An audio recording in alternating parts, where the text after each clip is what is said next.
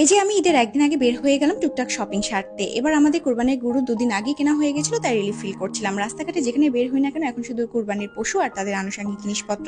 এরপর একটু মার্কেটে গেলাম আর ডাবের পুডিং দেখে নিজেকে আটকে রাখতে না পেরে ট্রাই করলাম। আমার হাজবেন্ডের লাস্ট মোমেন্ট কিছু শপিং ছিল, তার সেরে আর্লি ডিনারে সবাই মিলে চলে গেলাম সাদেক এগ্রোতে। আমরা ওদের চিকেন শর্মা প্ল্যাটার ট্রাই করেছিলাম। সত্যি বলতে টেস্ট 100-তে 100, খুবই রিফ্রেশিং আর ডিফারেন্ট। সাথে তেঁতুলের জুস, লাবাং আর কফিও ট্রাই করেছিলাম। প্রতিটা আইটেমই খুবই মজা আর ফ্রেশ ছিল। এর কারণ তাদের শেফ সিরিয়ান। আব্বু বেশ কিছুদিন সৌদিতে ছিলেন, তাই শেফের সাথে আরবিতে কিছুক্ষণ কথাবার্তা বললেন আর আমরা সবাই মিলে তাদের কনভারসেশন এনজয় করছিলাম। এরপর চলে গেলাম ঈদ বাজার করতে স্বপ্নতে। ধানমন্ডি 27 স্বপ্নটা আমার কাছে খুব ভালো লাগে, তাই প্রতিবারই ঈদের বাজারে বিশেষ কিছু অংশ আমরা এখান থেকেই করে থাকি। বাজার শেষে বাসায় এসে রাতে আম্মুকে মেহেদি পরিয়ে দিলাম আর নিজেও একটু লাগিয়ে নিলাম। পরদিন সকালেই গিয়েছিলাম ফুল কিনতে, কারণ ঈদে বা কোনো দাওয়াতে কাঁচা ফুল দিয়ে ঘর সাজাতে আমার খুব ভালো লাগে। বৃষ্টিও হচ্ছিল, তাই ভাবলাম পিওরোতে বসে তাদের স্ন্যাক্স ট্রাই করি।